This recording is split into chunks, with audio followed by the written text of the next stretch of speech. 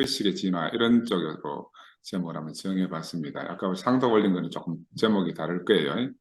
성경 본문 말씀은 에베소서 4장 13절 우리가 다 하나님의 아들을 믿는 것과 아는 일에 하나가 되어 온전한 사람을 이루어 그리스도의 장성한 분량이 충만한 데까지 이르리니 하는 이 말씀을 제가 본문 말씀을 정했는데 우리 안에는 이 생명이 그 그리스도의 장성한 분량까지 살아나는 게 너무너무 중요할 것 같더라고요. 하나님을 우리가 정의해보면 하나님은 생명의 원천이라고 말할 수 있잖아요. 그 생명의 원천은 하나님이 우리 모두를 생명이 충만하게 살도록 우리를 부르셨단 말입니다. 오늘 본문 말씀처럼. 또 한편으로는 사랑의 원천이라고 말할 수 있고 우리가 서로를 갖다가 정말 아낌없이 남김없이 서로 사랑하도록 우리를 부르셨다. 난 이게 너무너무 요즘 알아져요. 그리고 마찬가지로 하나님 자신이 우리 존재의 근원이시잖아요. 근본이시고 그 하나님이 우리 모두가 그리스도 안에서 우리 존재가 회복되어져 가지고 정말 하나님 보시기에 심히 좋았더라 하는 그 사람이 되도록 우리를 날마다 이 그리스도 예수 안에서 격려해 주신다 하는 게 제가 요즘 정말 깊이 알아지는 이 말씀입니다. 그래서 저는 우리 주 예수 그리스도의 아버지 하나님, 이 참 사람 예수가 나의 주님이시고 그가 내게 이제 그리스도를 찾아오셨고 나는 그를 통해서 하나님을 알게 되었다. 이게 나의 신앙 고백이라 이렇게 말할 수가 있어요. 왜냐하면 그 이전에 우리가 알던 하나님은 우리 뭐 여기 많은 형제들이 있지만 우리 각자가 서로 다른 하나님을 아는 거거든요. 사실은 시시때때로 초자연적인 능력을 발휘해가지고 나를 도와주시는 하나님. 그래서 우리가 뭐 금식도 하고 새벽기도 하는 것들이 전부 다 그런 하나님을 쫓아서 살았다 이렇게 말씀을 드릴 수 있고 유대인들을 보더라도 유대인은 도와주시고 블레셋은 멸망시키는 그런 일방적인 하나님이셨잖아요. 그죠? 그래서 이런 하나님을 이제 보통 세상에서는 부족신이다 이렇게 말한단 말입니다. 이스라엘의 하나님 야훼는 결국 성질이 바뀌어요. 예수가 오시면서 참사람 예수로 인해 가지고 예수가 십자가에서 끝냄을 당하면서 이스라엘의 하나님 야훼도 함께 죽은 거라요. 부족신이 죽어버린 거라. 부족의 하나님이 죽었다 이렇게 알 수가 있어요.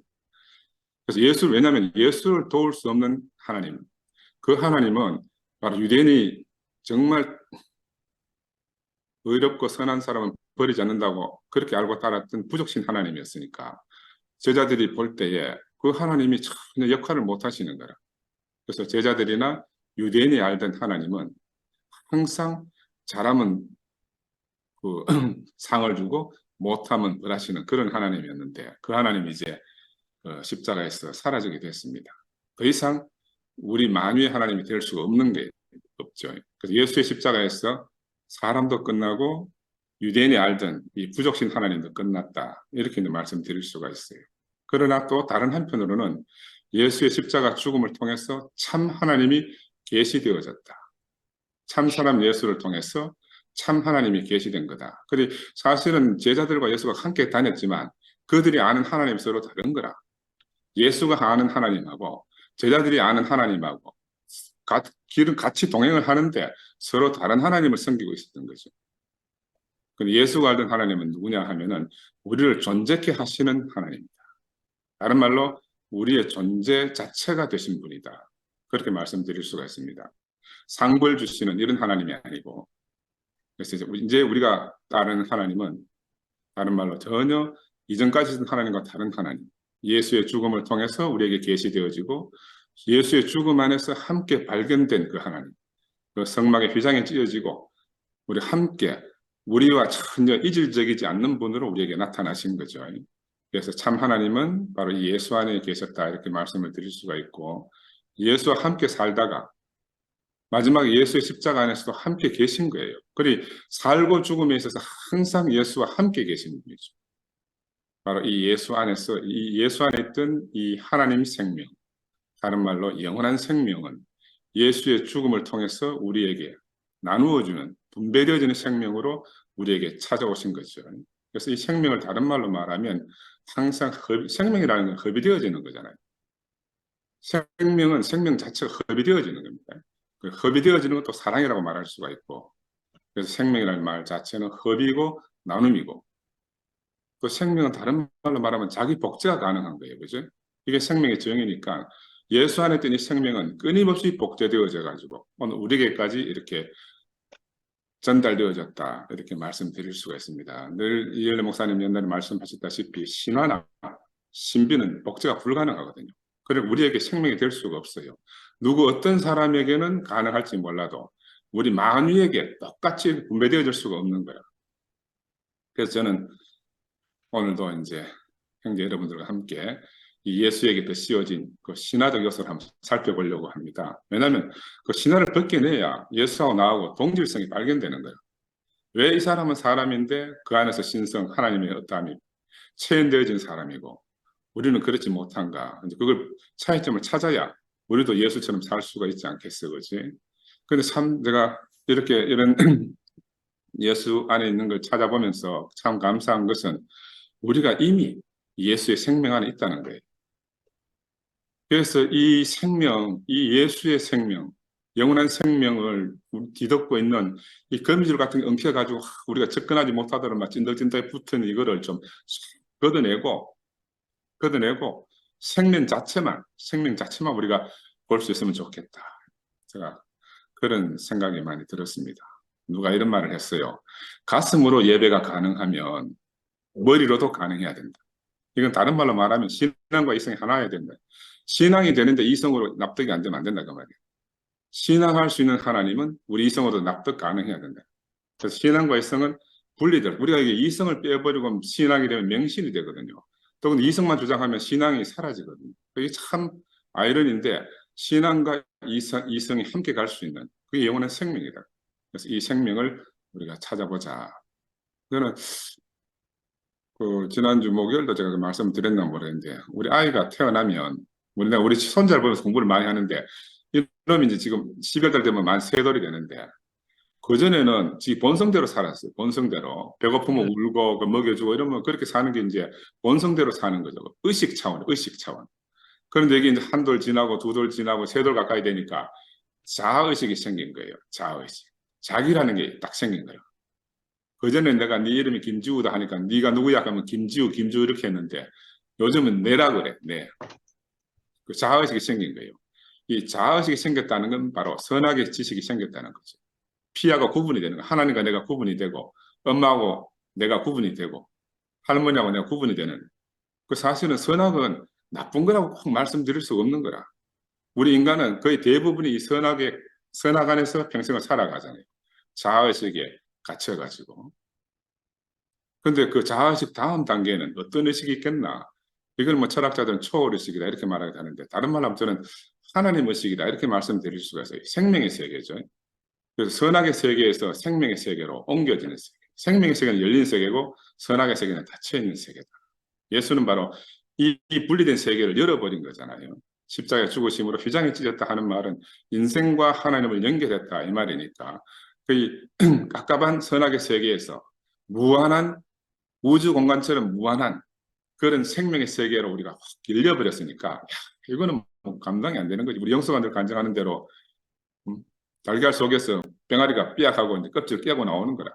그러면 뭐 계란 껍질 속에 있던 그 세계와 껍질을 깨고 나온 세계하고는 상상을 초월하는 세계가 열려지는 거잖아요. 이 생명의 세계가. 그래서 예수는 우리의 선악의 장벽을 해체하고 생명의 세계로 나간 최초의 사람이다 이렇게 말씀드릴 수가 있습니다. 선악과와 생명과의 장벽을 없앴고 하나님과 사람 사이의 장벽을 없애고 삶과 죽음 사이의 장벽을 없애고 그래서 예수는 어떤 의미에서는 해체주의자다. 모든 것을 해체하고 남김없이 소멸시켜버린 거예요. 이스라엘 성전에 돌 위에 돌 하나도 첨놓이지 않게 해체 다 그렇게 없어질 거라고 하신 것처럼 우리 인생 안에 쌓아졌던 모든 것을 해체하신 분이다. 왜? 새롭게 하기 위해서. 기존의 모든 것을 해체하신 분이다. 이렇게 말씀드릴 수가 있습니다. 우리의 생각과 우리의 관념과 우리의 이념과 하여튼 우리 인생 안에 둘러쳐진 모든 장벽을 해체하셨다. 그래서 우리는 이 예수 안에서 사나 죽으나 하나로 발견되는 겁니다. 이 예수가 바로 우리의 주님이시다 이렇게 말씀드릴 수가 있어요.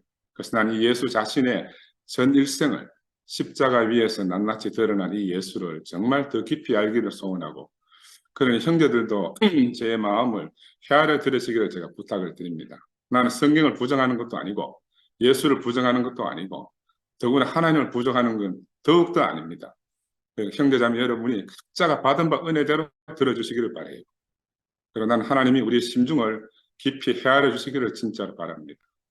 그래서 본론으로 들어가서 이 나사렛 예수의 생애가 끝나고 40년에서 한 70년이 지난 후에 예수의 이야기가 그 시대에 파피루스 이 책에 기록된 많은 것들이 돌아다녔거든요. 이런 책을 통해서 우리가 지금 성경이라고 하지만 그 당시에는 파피루스 묶음이거든요. 이런 묶음을 통해서 전해졌습니다.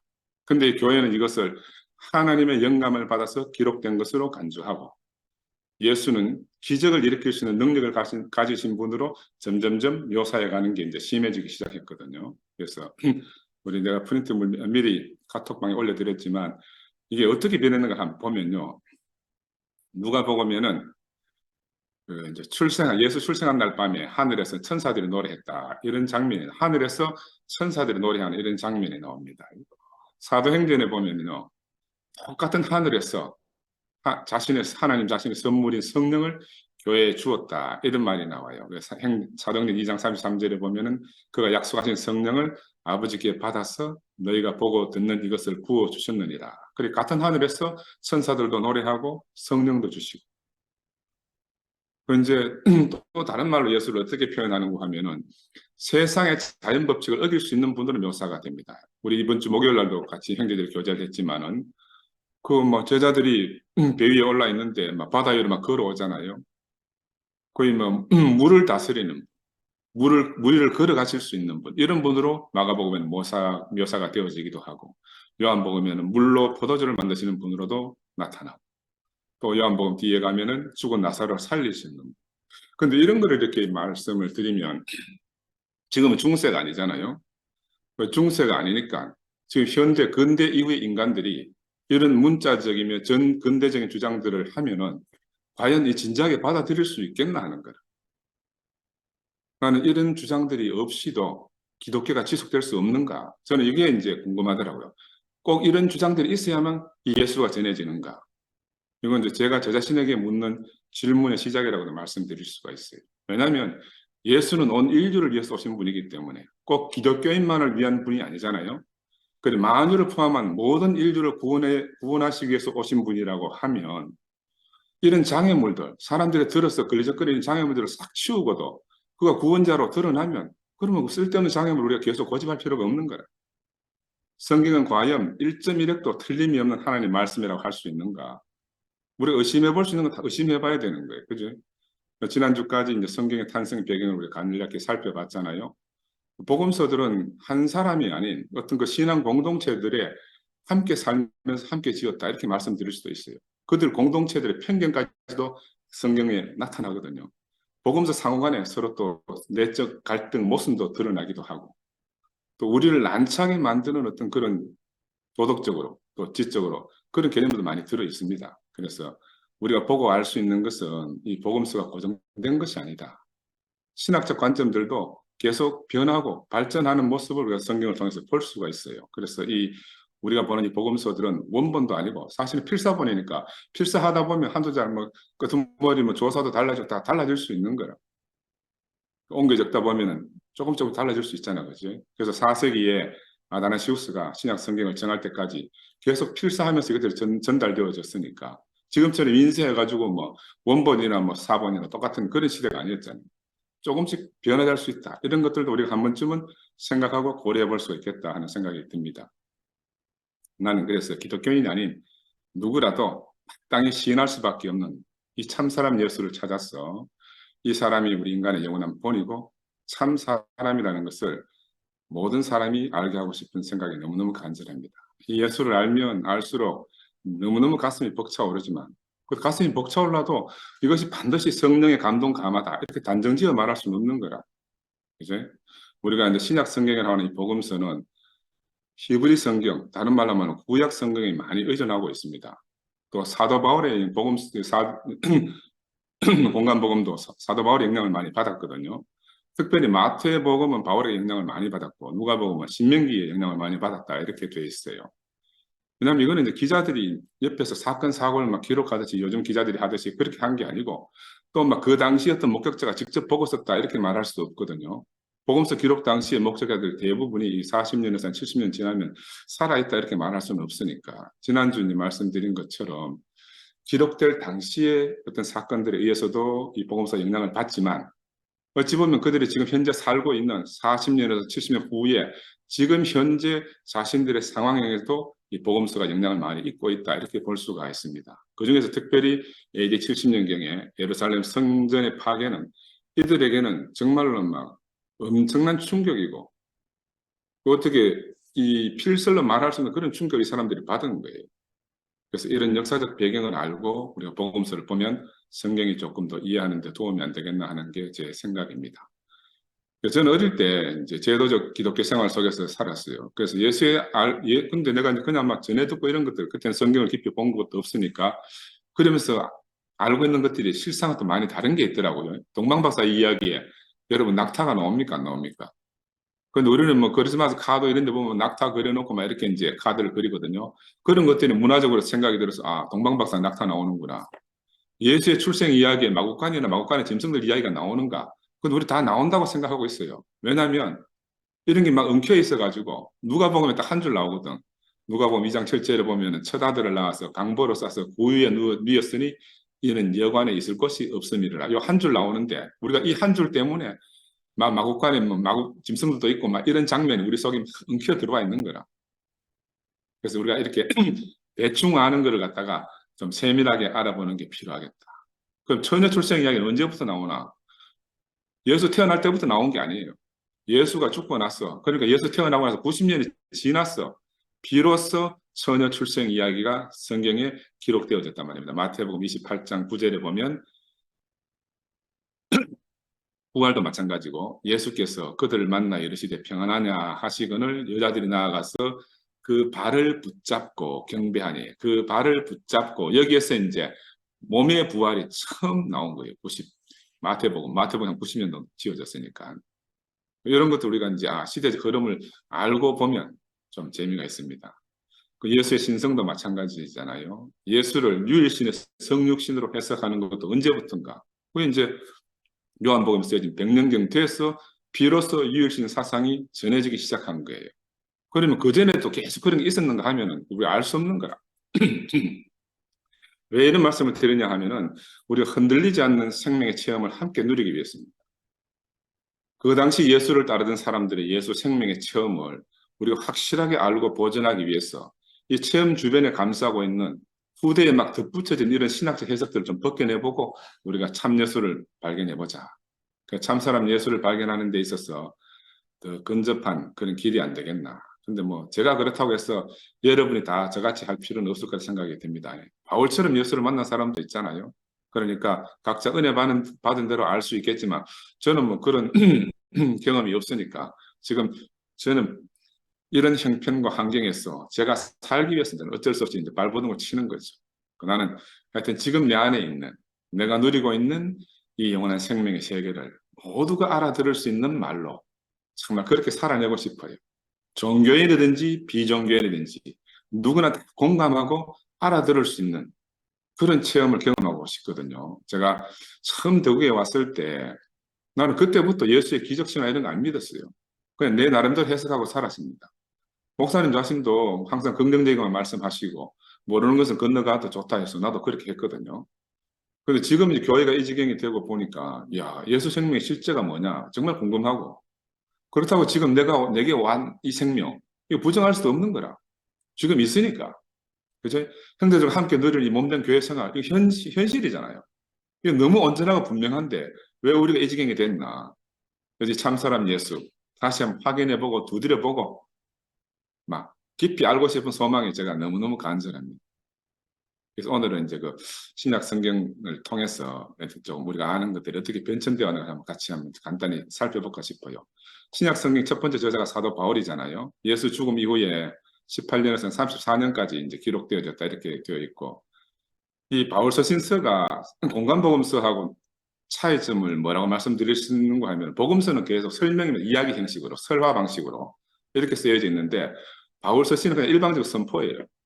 그리스도를 그냥 막 선포하는 거라.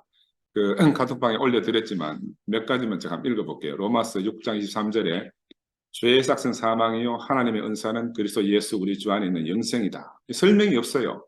그냥 바울이 일방적으로 우리한테 막 선포하는 거라. 우리는 십자가에 못 박힌 그리스도를 전하니 유대인에게는 끄리끼는 것이요 이방인에게는 미련한 것이로되. 그냥 계속해서 바울은 선포를 했습니다.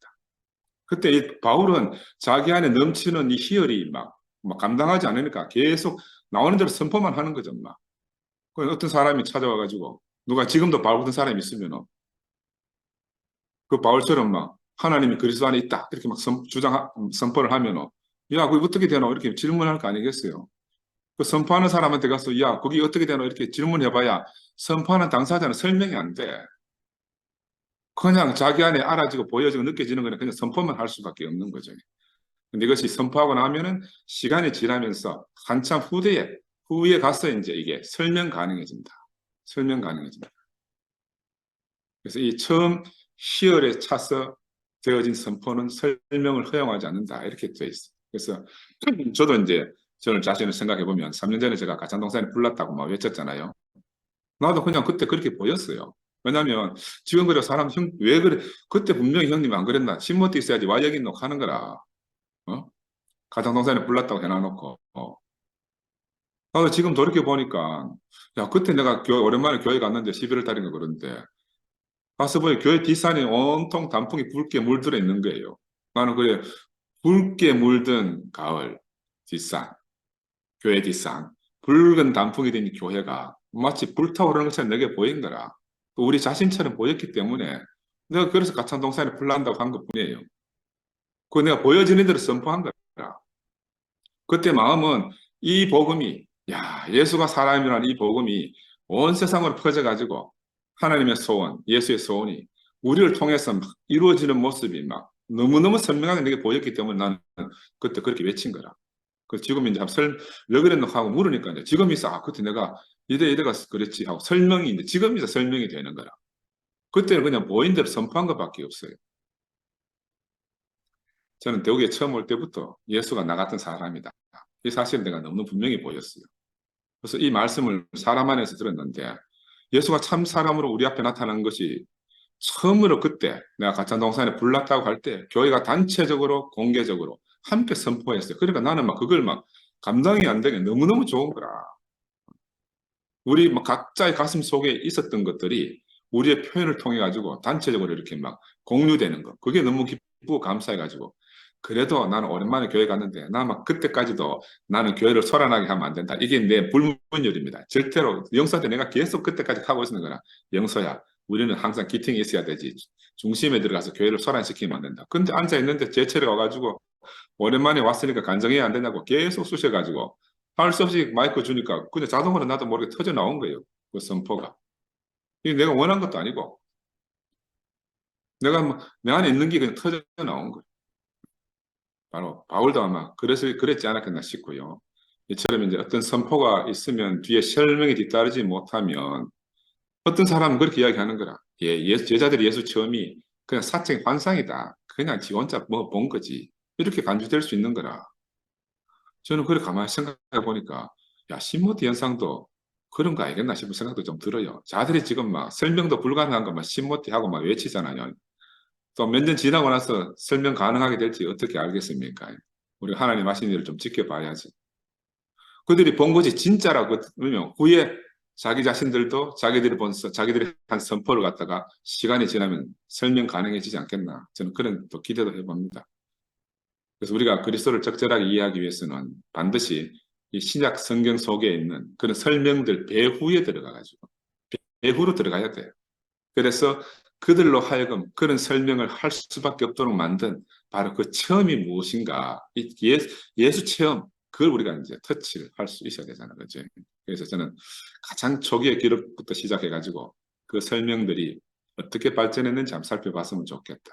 그들의 창조적 체험, 예수 체험을 한번 살펴보면 좋겠다. 사도 바울이 58년경에 죽었잖아요. 예수가 죽은 지 28년 후에 로마스에서 자신의 그리스도 체험에 대한 설명을 훨씬 발전시켜가지고 로마 교회를 한 번도 방문한 적이 없는 사도 바울로서는 왜 자신이 그렇게 그 로마 교회를 방문하고 싶어 하는지를 로마 교회 형제들에게 알게 하고 싶지 않겠어요? 그런 간절한 마음으로 로마서를 썼는데 거기서 뭐라고 나오는가 하면 로마서 1장 4절에 성결의 영으로는 죽은 자들 가운데서 부활하사 능력으로 하나님의 아들로 선포되셨으니 곧 우리 주 예수 그리스도시니라. 이건 바울의 일방적 선포예요. 하나님이 예수를, 하나님의 거룩한 영이 예수를 하나님 아들로 선포했다 이거예요. 이게 바로 바울 안에서 선포되어지고 아들로 지명되어진 예수라. 하나님 아들로 지명되어진 예수. 이거부터 시작입니다. 하나님과 동등하다든지 나중에 성육신으로 불리어진다 이런 내용은 전혀 없어요 여기에. 그냥 성결의 영으로 죽은 자 가운데서 부활하사 능력으로 하나님의 아들로 선포되셨다. 이게 바울의 고백이고 선포입니다. 이 바울은 이 하나님 선언을 뭐 때문에 그렇게 하나님 아들로 지명됐는가 하면 능력으로 거룩한 영에 따라서 선언했다고 이렇게 되어 있어요. 바울의 인식에서는 성령도 없어요 아직. 예수 안에 성령이 따로 있는 게 아니고 성령의 거룩한 영이 그렇게 했다. 하나님과 분리 안 된 거예요. 거룩한 영이라는 게. 이런 것들이 이제 시간이 지나면서 어떻게 하나님과 떨어져 나와가지고 우리에게 뭐 보혜사 성령으로까지 오는지를 우리가 성령을 이제 성경을 체계적으로 보고 이해하면은 훨씬 더 흔들리지 않는 우리가 믿음을 가질 수 있겠나 하는 게 제 생각이고요. 그래서 바울은 하나님 아들로 지명된 것은 죽은 자 가운데서 부활하심으로 일어났다. 죽은 자 가운데서 부활하신 게 기점입니다. 기점. 하나님 아들로 지명한 근거가 십자가 처형 이후의 부활 체험 때문에 하나님 아들로 지명되셨다는 거라. 그래서 이걸 보면 바울 안에서는 어떤 기적 같은 이야기 전혀 없어요. 처녀 출생 이런 내용 전혀 없습니다. 그냥 예수 안에서 자기가 체험한 하나님 체험이. 이제 이런 바울의 사상 때문에 나중에 후대 양자론이라는 게 나오잖아요. 이런 것들이 양자론 같은 것들이 튀어나온다. 바울은 자기가 죽기 6년 전까지도 예수를 하나님이 양자로 받았다고 이렇게 믿었다는 거예요. 그래서 이런 양자로서의 위치도 부활 이전에는 그런 내용이 없는 거라. 다 부활하고 난 다음에 예수에게 주어지는 것들이다. 우리가 이거를 이제 알 수가 있고 바울이 부활절 의미로 이해했던 건 어떤 거냐면 부활절이라는 것이 예수가 하늘로 높이 올려지셨다. 하나님 예수를 하나님 아들로 지명한 것은 이 성경 최초의 저자 바울에게는 올려지심과 부활한 것이 동시적인 체험인데 나중에 시간이 지나면요 살아난 것과 올라가는 것도 분리되는 거라. 사람들 인식 가운데서. 그래서 이런 것들을 우리가 한번 좀 생각해 보는 게 필요하겠다. 그래서 우리가 지금 알고 있는 기독교 교리하고 바울이 그 당시에 로마서에 선포한 그 바울의 이해하고는 시간이 지나면서 많은 것들이 달라졌다. 바울의 희열이 넘치는 이 단순한 신앙 선언이 시간이 지나면서 복잡한 신학적 양태를 띄어서 발전하게 됐다. 그래가지고 이제 10년에 15년 지나가 마가복음이 나오잖아요. 예수의 생애가 처음으로 세부적인 사항들이 설명이 되면서 마가복음에서 기록이 되어지는데 마가는 뭐라고 하는가 하면 복음 첫머리에 하나님의 아들 예수 그리스도 복음의 시작이다. 마가는 예수가 하나님 아들이라는 자신의 확신을 바울처럼 어떻게 설명할 방법이 없는 거라. 그리고 바울의 입장을 싹 그대로 가지고 온 거예요. 바울의 입장은. 바울은 부활 때 하나님의 아들을 지명했다 하는 이 선언했는데 이 바울의 입장을 가지고 왔는데 자기는 언제 했다고 이제 설명을 해야 되잖아.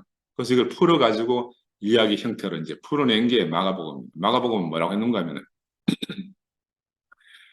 마가복음 1장 10절에 무태서 올라오실 때 하늘이 갈라짐과 성령이 비둘기같이 자기에게 내려오심을 보시더니 이렇게 나오거든요. 그러니까 바울은 부활 이후부터 하나님 아들로 지명했다 하는데 마가는 이제 세례 받을 때로 시간이 땡겨졌어요. 시간이 땡겨졌어요. 이때부터 하늘이 열리고 성령이 비둘기같이 임하면서 예수가 하나님 아들로 지명이 된 거라. 그래 마가는 이제 어떤 목적이 있는 거라. 예수에 대해서 뭘 자기가 본 체험은 분명한데 그 체험을 우리한테 전달해 주려고 하니까 뭔가 이제 바울처럼 할 수는 없고 그러나 바울이 말한 하나님 아들 예수 그리스도를 가지고 와가지고 자기는 세례받는 이 장면에서 하나님 아들로 지명됐다 이렇게 이제 표현을 한 거고 아마 그 공생의 초기부터 하나님의 능력이 작용한 것으로 만들 수 없기 때문에 세례 만들려고 이 세례 때부터 이제 이렇게 만들지 않았나 하는 그런 생각이 들고요. 근데 이걸 보면서도 그러면 이제 마가만 받겠나? 뭐 다른 예수 친구들도 하늘이 열리고 성령이 임하고 하나님 아들에게 선포되는 이 장면을 같이 봤으면 십자가 못 박힐 때 도망가다는 게 좀 납득이 안 되잖아요. 그죠? 우리 이제 이런 걸 전후좌우를 한번 생각해 봐야 되는 거라. 그렇게 하늘이 열리고 한 이 놀라운 장면을 봤는데 어떻게 십자가에 못 박히는데 다 도망가고 한 놈도 안 남았겠냐. 그래 이거는 뭔가 설명의 내용이지 실제 그런 상황이 일어났다고 우리가 말할 수는 없겠다. 그런 생각이 들어요. 야, 근데 이제 마가복음에서 이제 성령이 하늘에서 알려주었음에도 계속 마가복음에 그런 말이 나오잖아요. 말하지 마라, 비밀로 지켜라, 막 계속 이렇게 말하는 거라. 왜? 지금 바울이 부활 후에 하나님 아들로 나타났다 이렇게 말했기 때문에 부활 후까지는 예수가 하나님 아들이라는 걸 비밀에 붙여야 되는 거라. 마가는. 이거를 이제 메시아 비밀이다 이렇게 연구하는 또 그런 학자들도 있습니다. 예, 부활 후에 하나님 아들로 나타나야 되니까. 자기는 지금 이제 세례 받을 때부터 하나님 아들 임명됐다 했지만 이거는 자기만 아는 거고 계속 비밀로 지켜서 마지막에 부활 후에 가면 하나님 아들로 공포하도록 비밀을 지켜다오. 이제 이런 장면들이 마가복음에 많이 나오지 않습니까? 그렇죠? 그래서 바울의 부활 후 하나님 아들로 지명된 것과 시간을 때를 맞추기 위해서 이제 그렇게 했다 이렇게 보여지고. 그럼 마태는 어떻게 했노? 마태는 마가복음보다 10년에 20년 정도 뒤에 예수의 생에 관한 이야기를 했잖아요. 그런데 마태는 한술 더 떠요. 마태는 임신된 순간부터 하나님 아들로 이제 왔다. 시간을 더 쫙 당기는 거로. 마태복음 1장 20절에 보면은 이를 생각할 때 주의 사자가 현몽하여 이르되 다윗의 자손 요셉아 네 아내 마리아 데려오기를 무서워 말라. 그에게 잉태된 자는 성령으로 된 것이라. 이제 시간이 그 공생의 시작이 아니고 아예 출생 때부터 쫙 당겼습니다. 바울 이것도 영도 바뀌어요. 바울이 말한 거룩한 영이 성령이라는 표현을 어디서 꿈에서 바뀌는 거라. 우리 이런 것들을 좀 알면은 예수를 이해하는데 훨씬 좀 도움이 될 수 아니겠어요. 그래서 이제 비로소 처녀 출생 이야기라든지 이런 것들이 이제 성경 안에 들어오게 되는데 이게 전부 다 주 한 8, 90년 지났었다. 근데 누가복음에 가면 한술 더 뜹니다. 마태복음에는 꿈에서 그랬다. 꿈에서. 누가복음에 가면 꿈이 아니고 직접 사람에게 나타나요. 사람에게 천사 가브리엘이 나타나가지고 막 말하는 거라. 천사가 대답하여 이르되 성령이 네게 임하시고 지극히 높으신 이의 능력이 너를 덮으리니 이름으로 나실 바 거룩한 이는 하나님의 아들이라 이게 그러지리라. 누가복음 1장 35절 그런 말이 나옵니다. 이제 꿈에서 더 진화했어. 어디로? 실제 막 사람한테 나타나가 천사가 막 나타나오는 거라. 그 후대에 갈수록 더 이제 강조해야 되니까 자꾸 이제 강화되는 거죠. 그래서 바울이 선언한 이 거룩한 영이 점점 구체화되어져 가지고 아들로 지명된 시간도 점점 당겨지고 나중에는 이제 뭐 임신한 순간까지 바뀌어졌는데 근데 요한복음에 가면 또 전혀 다른 장면이 나오잖아요. 임신한 순간까지 갔으니까 이거 무슨 사상이 나오는가 뭐 예수의 선제 사상 예수는 태초부터 하나님 옆에 계셨다는 이 선제 사상이 여기서 딱 들어오는 거라. 그래서 이제 AD 1세기가 끝나고 2세기 시작할 때쯤 복음서를 쓴 요한복음은 전혀 개념이 다른 선제라는 개념을 가지고 복음서를 쓰게 된다. 왜냐하면 그 당시에 이미 이제 복음서들이 이제 막 돌아다닐 거니까 아마 예수의 출생 이야기는 일반인들한테 광범위하게 그렇게 알려졌을 거라. 성령으로 잉태된 분이다. 그렇게 알려졌는데도 불구하고 요한복음은요. 그런 출생 이야기 싹 빼버려요. 왜? 이미 다 알고 있으니까. 그 두 번, 세 번 이야기할 필요가 없고 오히려 성경이 뭐라고 말하는 예수를 보고 두 차례나 예수를 요셉의 아들이다 이렇게 표현하는 거라. 마리아의 아들이다 이런 말도 안 해. 요셉의 아들이다. 왜? 요셉의 아들을 해도 전혀 거리낌이 없는 게 하나님 선제하셨다. 언제부터? 태초부터 선제하신 분으로 요한 공동체는 그렇게 알고 있기 때문에. 그래서 뭐 요셉의 아들이다 이런 말도 내가 여러분이 그 프린트 줬는 게 있는데 빌립이 나다니엘을 찾아 이르되 모세가 율법에 기록하였고 여러 선지자가 기록한 그 일을 우리가 만났으니 요셉의 아들 나사렛 예수니라 이런 말들이 있어요. 요한복음을 통해서 우리가 알아질 수 있는 것은 요한복음을 보면요 사람은 두 번 출생해야 돼요. 왜? 예수는 처음 요셉 아들로 출생했고 두 번째로부터는 위로부터 영원한 로고스의 성육신으로 다시 출생한 분이다. 요셉의 아들인데 성육신 하신 분이라 그죠? 그래 니고데모를 만나가지고 네가 거듭나야 되겠다 하는 말씀을 하실 수밖에 없는 게 요한복음의 내용이에요. 그래서 우리가 이런 이제 말씀들을 이해하면 좀 재미가 있습니다. 바울의 하나님 아들의 확증이 마침내 하나님 자신의 일부가 되어지는 데까지 이 4대 복음과 바울 복음을 통해서 쫙 진보 발전해 가잖아요. 그러니까 복음서 내용이라는 게 변화 발전해 가는 거라 끊임없이. 그지? 뭐 이게 맞고 저게 틀렸다 이렇게 말할 수가 없는 거야. 처음에는 거룩한 영으로 시작해가지고 다음에 성령으로 발전하고 그 다음에는 하나님의 본질 자체로 하나님 자체로 그렇게 발전해 가는 거예요. 지명대 시간이 앞당겨지고 부활한 때부터 세례받은 때로 임신한 때로 마지막에는 세상 자체가 시작하는 때로 태초부터로 이렇게 하나님 함께 계심으로 바뀌어졌다. 근데 바울은 하나님과 예수 사이를 묘사하기 위해서 어떻게 썼는고 하면 항상 수동태를 썼어요. 하나님에 의해서 죽음으로부터 다시 살려졌다. 예수는 스스로 살아난 게 아니에요. 무덤으로부터 하나님의 생명으로 살아난 것이 이 지상의 생명으로 되돌아오기 위해서 살아난 게 아니거든요. 근데 나중에 복음서는 가면 오늘 우리가 부활과 성천이라고 부르는 것이 바울에게는 그런 개념 자체가 없는데 그 뒤에 복음서가 바뀌어지면서 그 다른 복음서 쓰여지면서 그렇게 나누어지게 된 거예요. 이걸 갖다 우리 후대에 문자적으로 이렇게 이해하게 되면은 이제 부활하고 승천하고 우리 기도 그렇게 하잖아요. 부활하고 승천하고 다시 오시고 우리는 시간 안에서 그렇게 이해하는데 바울이 처음에 고백할 때는 그런 개념이 전혀 없었다.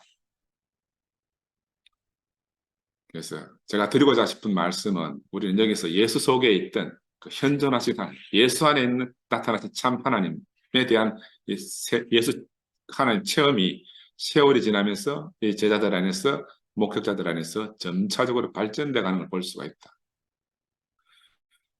이 성경의 해석들이 예수 추종자들이 원래 한 예수 체험하고는 시간이 지나면 자꾸 변해가는 거니까 우리가 이런 관점에서 정확하게 아는 게 정말 중요하겠다. 나는 이제 질문하고 싶은 게 이 나사렛 예수에게 무엇이 있었기 때문에 1세기 이 제자들이 하나님이 그리스도 속에 계셨다. 이렇게 놀라운 선포를 하게 됐냐는 거예요. 우리가 그걸 아는 게 핵심이잖아요. 그죠? 우리는 이 사람들의 예수 설명과 그 사람들 속에 있는 예수 체험을 우리가 분리할 수 있겠나? 설명과 예수 체험을 분리할 수가 있겠나? 한번 생각해 봐야 되잖아요. 예수 체험을 거부하지 않으면서 그 설명을 거부할 수 있는가? 다른 말 덧대어진 걸 제거할 수 있는가? 그러고도 예수가 과연 우리가 알고 있는 그런 예수로 남을 수 있는가? 질문해야 됩니다. 제가 형제 여러분들 고민해 보시라고 말씀드리는 거예요. 고민해 보시라고. 이것이 우리가 인간 참사람 사람 예수 인간 예수를 이야기한 첫걸음 시작하는 것이 아니겠나 이런 생각이 듭니다. 제가 간단히 오늘 이제 예수가 하나님 아들로 인정되는 것을 시간선으로 이렇게 살펴봤는데 결국 예수 생명의 껍데기만 말씀드려 그걸 설명으로 보는 거는 생명의 껍데기만 말씀드린 거 아니겠어요? 좀 미안하기도 하고요. 하지만 우리가 살아내고 있는 이 예수의 생명이 다른 한편으로 그런 의미에서 너무너무 소중하고 세상의 모든 지식들은 결국 우리가 누리고 살고 하는 이 생명에 대한 많은 증거들만 제시하는 거죠. 이 지식 자체가 생명은 될 수가 없잖아, 그죠? 나는 예수에 대해서 깊이 알면 알수록 그 공부를 해보면 해볼수록 시간이 갈수록 더 깊이 이런 것들이 알아지고 그렇지만 또 한편으로는요, 이 껍데기를 말할수록 그 속에 들어있는 이 생명이 다 뚜렷이 드러나는 거라. 껍데기를 아는데 그 생명이 혹시 그 껍데기를 뚫고 나오는 거야. 야, 이게 너무너무 신기해요. 어둠이 빛 속에 삼켜진다 하는 이런 말이 있잖아요. 마찬가지로 이 지식들도 이 생명에 삼켜지는 것을 보고 있습니다.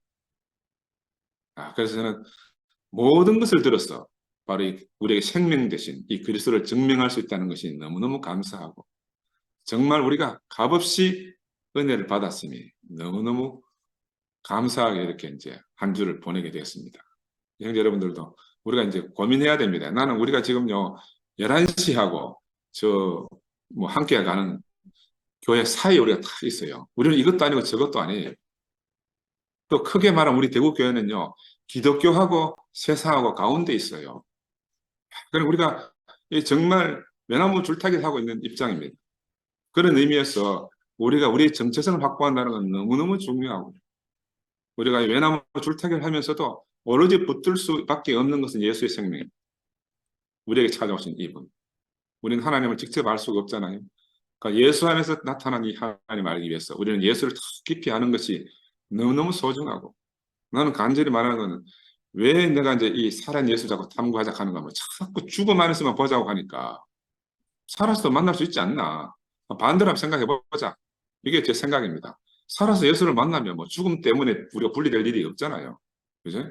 그래서 살아있는 예수 안에서 우리가 참 하나님 만났으면 좋겠다 하는 게 제 생각입니다. 주님을 찬양합니다.